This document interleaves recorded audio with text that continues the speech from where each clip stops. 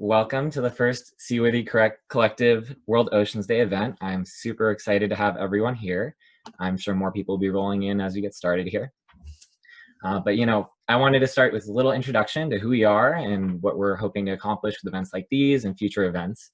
So without further ado, let's pull this up. Prezi.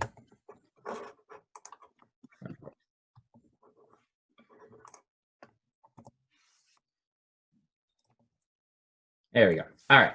So Seaworthy Collective, we are working on we're really excited to build this community of people who want to really make an impact in the ocean space. We're calling us sea change makers, real diverse people who are not only passionate about innovation and entrepreneurship, but also the oceans.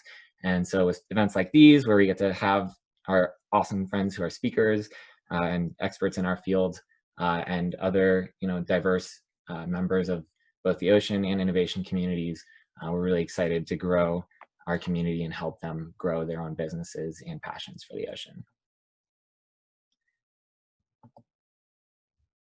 So joining us today, we have Dr. Katherine Skinner from Georgia Tech and the University of Michigan. We have soon-to-be Dr. Eric Nieves at Florida Atlantic. And my name is Daniel Kleinman, and I'm the founder of Seaworthy, so welcome. One last note before we get started. We are going to have a Q&A at the end. So if you want to submit your questions for our speakers in the Zoom chat, we will be looking at that as we go along, and we'll probably have the last 10 minutes to discuss your questions. So looking forward to hearing those. So without further ado, Eric and Katie got some questions for you guys to start. Let's just dive in and see what's the focus of your work and its applications. Katie, you want to start? Sure, I can start. So my work most broadly focuses on sensing and perception for underwater vehicles, and particularly using machine learning and computer vision to develop methods to intelligently process data that we collect with underwater vehicles so that scientists can better use this data for interpretation, or potentially robots could use this data to enable a higher level autonomy for underwater vehicles. So my dissertation work actually focused on the application of image restoration. So restoring underwater images to appear as if they would appear if taken in air. So images that we get underwater are very degraded.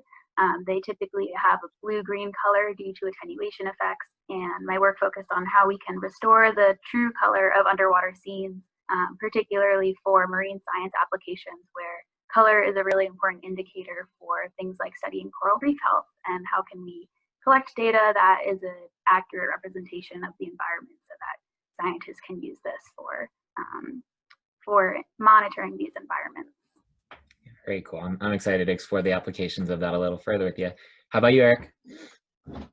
Hi. So a lot of my research has dealt with either data collection from ocean sensors, like moored on the seafloor, or on underwater autonomous underwater vehicles as well.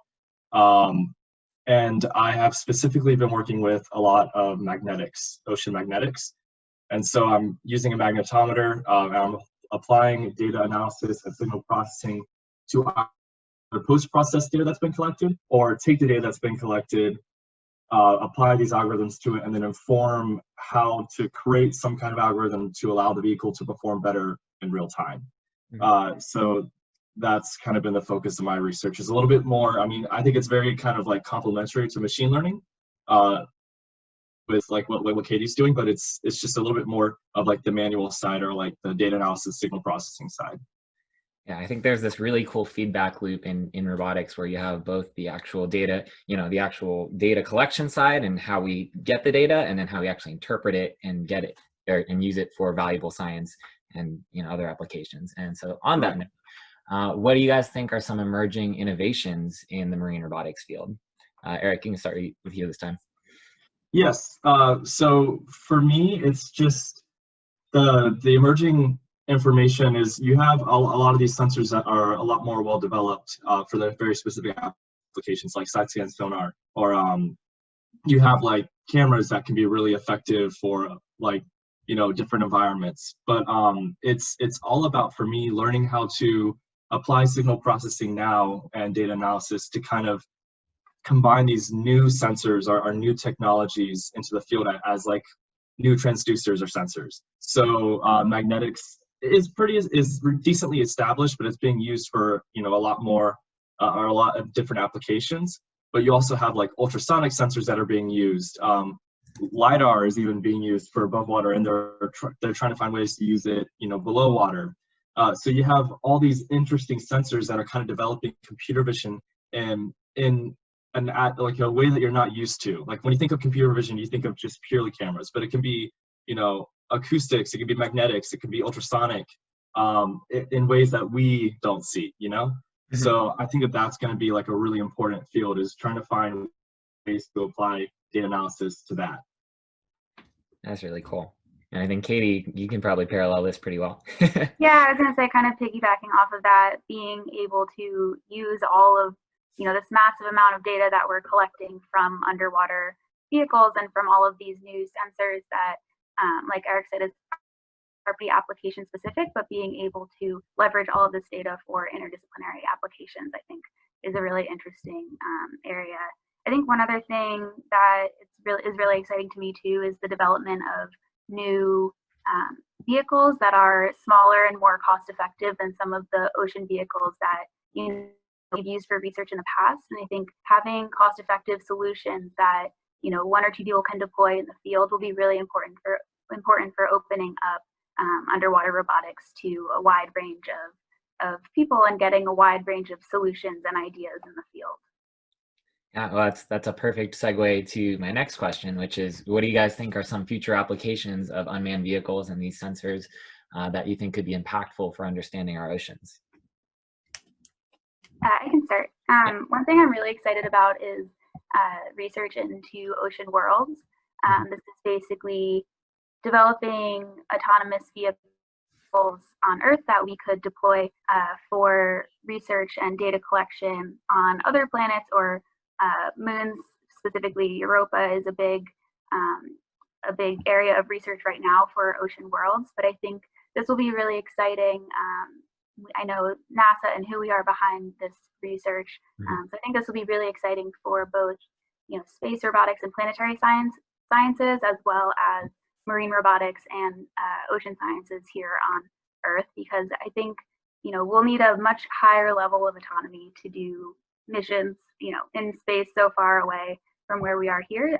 We'll need many more advances in our technology that will be able to test on Earth, and maybe in the process of developing those technologies, we'll learn a lot more about our own oceans as well.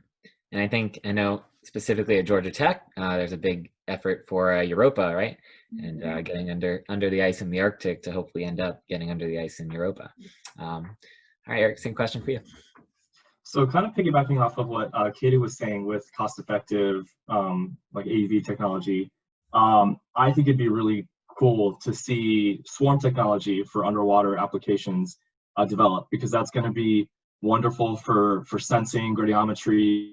It's especially for understanding ocean flow. If you can combine really cost-effective, like massive swarm fleets of these underwater vehicles, you can combine that with satellites for either, like, you know, imagery techniques, or you can use magnetics actually to study current flow based on the magnetic signature that they give off, even from a satellite way up in space. So, I mean, if you can use all these little tiny satellites and tiny, you know, vehicles underwater, it can really create, I think, a powerful sensing method for just about any kind of application. Yeah, you know, actually, all of those things I nerd out on this stuff. But you know, I think one other thing that I was thinking, especially, I know Katie, you touched on this earlier, photogrammetry, which is basically taking you know, kind of like a panorama with your phone, but much more in-depth camera and 3D stitching of pictures to create literally like a virtual world in 3D. And I really think that it's, especially with the emergence of VR, that we actually might have where we have underwater drones go out and, you know, collect the data, and then we actually explore it from our couches. You know, I think that's another cool potential future application. That one's been on my mind lately. Probably too much time. Yeah, I think this is kind of connected, but being able to do 3D reconstruction and modeling just at a really large scale, and yeah, this will require teams of vehicles and, smart sampling of the data that we're interested in. Absolutely. And I think another emerging trend that I know is like, very few vehicles are able to have the duration to take all this data. And so it's having these systems to also potentially, recharge vehicles in the middle of the ocean and stuff like that. So we have to create the infrastructure for it as well. So speaking of these challenges, what challenges have you guys experienced both personally and professionally as a marine roboticist? Eric, you want to start with this one? Yeah, so I guess for me, it's very difficult to not be interdisciplinary in this field. There's so many different aspects to like understanding how corrosion works, or like what kind of materials that you need to use underwater. Like there's a lot of different aspects to operating in the ocean that you need to understand. So you can't just be a mechanical engineer or electrical or computer, and trying to find a path forward for that has been very interesting. But you kind of focus on where your strong suit is, and then you have to understand that a lot of this work has to be collaborative. So you kind of get like a sampling of how everything works, and then pick your strong suit. But that's been, it's been difficult to wrap my head around that sometimes, like everything that I need to know in order to have an understanding to be, a roboticist in the ocean. How about you, Katie?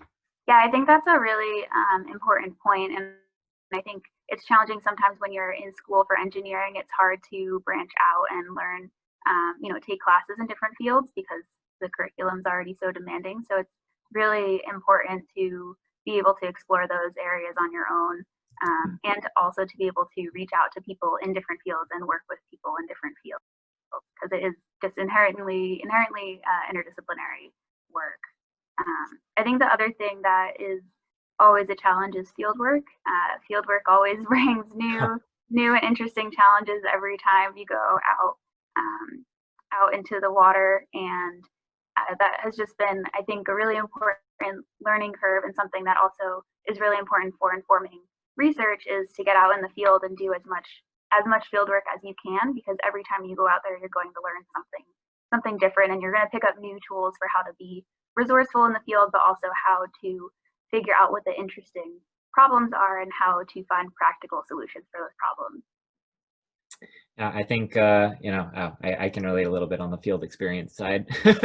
I went from never experiencing winter in my life to experiencing winter at sea in Boston. So it can be very challenging. And I think especially, not only are you at the mercy of the ocean and the weather, but also, who you're with on a boat for hours and days at a time. So it's a real important people business. And the robots. And the robot. Yeah, don't forget that. It's just, there's a lot of different aspects to it that not a lot of people realize until they're just out at sea and, just really realizing what they're dealing with here. So that all being said, my last question before we go to the Q&A is, what advice do you guys have for someone wanting to pursue a marine robotics startup or career?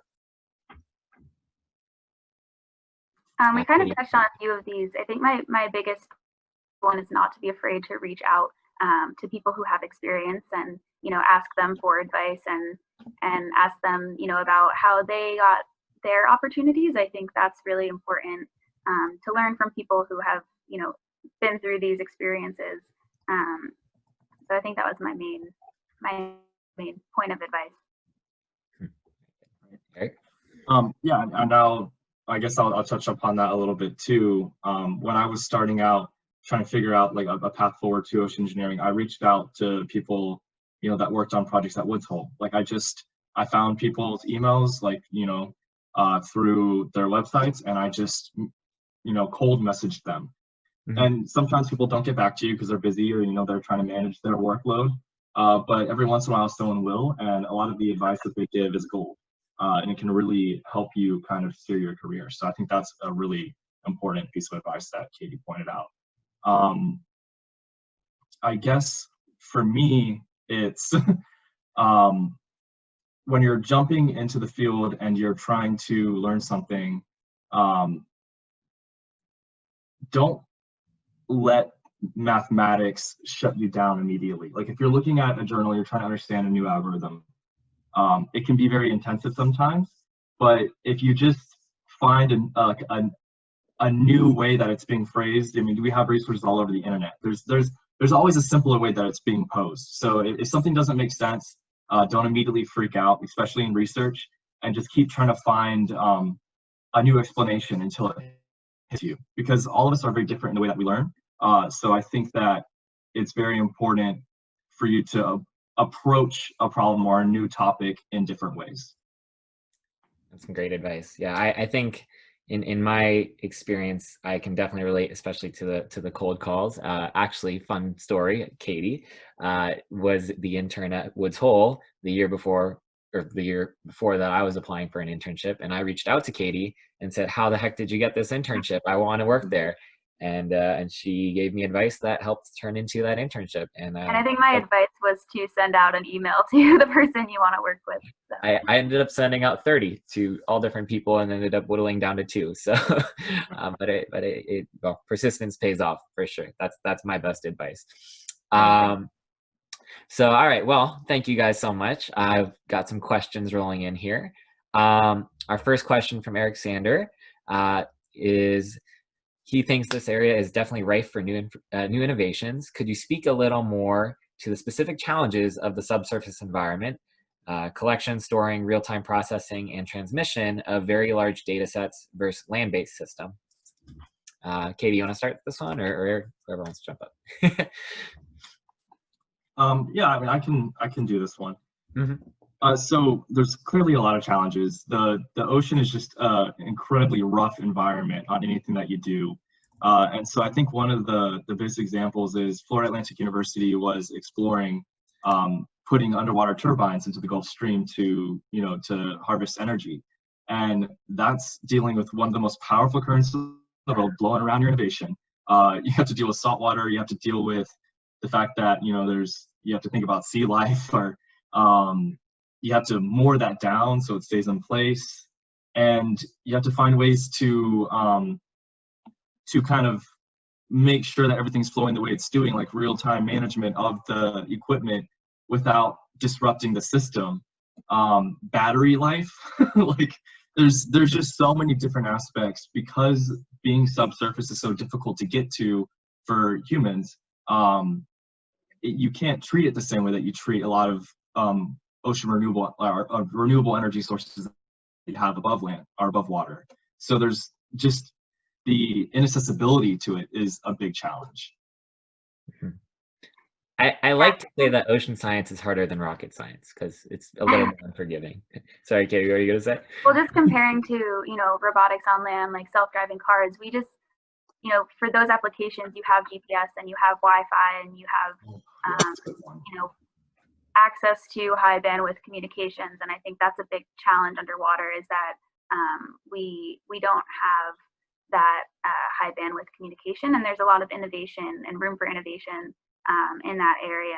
I think the other thing too is just access to open source data. I think robotics on land has really been pushed forward because there is so much open source data available, and so many benchmarks and challenges that people really get all involved in, that builds that community of people who are working on these problems. And I think it would be really useful to have more access to open source data or more information about the data that we already have available for researchers who especially are just getting started in the field, to have data to work with where they don't have to go collect their own, because there has been a lot of data collected and we must have a way to leverage this. And I think the other thing too is, on a kind of bigger picture level, like, the open source data, or the open source data sensors, I should say, development, is confined to really small, a small network of institutions. A lot of the development is more in the private industry for defense or oil and gas. And so when it comes to the scientific applications, it is really open for disruption, I think, as far as developing these things that could be really game changing. Next question I have is from Julie. She says, thanks so much for being here. What do you think is unmanned ocean exploration's role in addressing climate change, adaptation, or mitigation? Katie, you want to start with this one? Yeah, I can start. I think one of the major roles is being able to collect large amounts of data about these environments over different periods of time, and also either making the vehicle usable or making the data accessible to scientists. So developing our systems, our vehicles in a way that scientists can also work with these vehicles, because it's really important that, you know, we're not just building systems to send out in the water to blindly collect data. If we're going to use this data down the line for interpretation, for addressing climate change or monitoring these environments, it's really important that we have crosstalk between the scientists who are studying these environments and the engineers designing the systems to observe them. But I think that the main thing is enabling data collection that is useful in an interdisciplinary setting. Can I add anything to that? Oh yeah. So for me specifically, one of the projects that I worked on was understanding how ocean flow gave off their own magnetic fields, and one of the things that they factor into climate change models, for instance, is how the magnetic field is altered. Because ocean flow can be very large scale, it has an impact on that. So you can use underwater vehicles to actually study magnetics and ocean flow to update climate change models. And I think that that's just the understanding of how, what point we're at, or like trying to be able to predict where we're going to be, is going to be crucial in affecting policy changes and innovations that need to be put in place to make our world better. Absolutely. And I think that role that policy plays is a very both treacherous and interesting role, because, you know, it's these, you know, we all know climate change and sea level rise and ocean acidification are happening. It's a scientific fact. And, you know, whether or not policies and politics agree with it still determines where, you know, whether the funding and resources are available to really expand those studies. And so I think, you know, also a really important thing that we find ways to, you know, fund and grow these really important studies and resources. Well, next, I think maybe we have time for one or two more. Next question is from Cameron. He says, what is something about your current positions or current projects that you desperately want the public to know or consider? Okay, you look like you're thinking. Yeah, I think that's an interesting question. Yeah, I work in defense, so unfortunately right now I can't really say anything. I can talk about some past ones. You know, I think it's really important for people to realize that, well, at least for some of the projects I worked on in the past, that you know, these things don't, these take so much talent and effort and energy, and that and just that to be able to, you know, share this opportunity with people is really important. We're such a niche, and so I think just to have even the word out there that this is even a field, I know I didn't know about it until my freshman year, and it changed everything for me. So hey, I don't know, let's go next. I'm trying to think of something. This is a hard one. Yeah, this is a good question.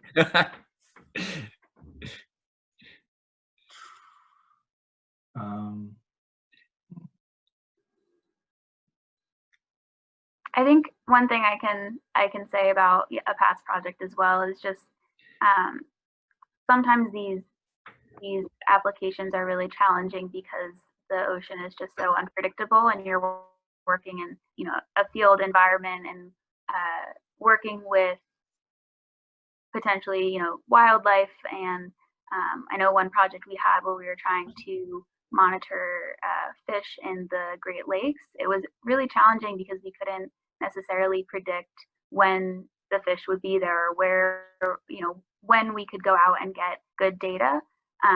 So it's just, I think that's one interesting challenge, that this work has this unpredictability factor to it.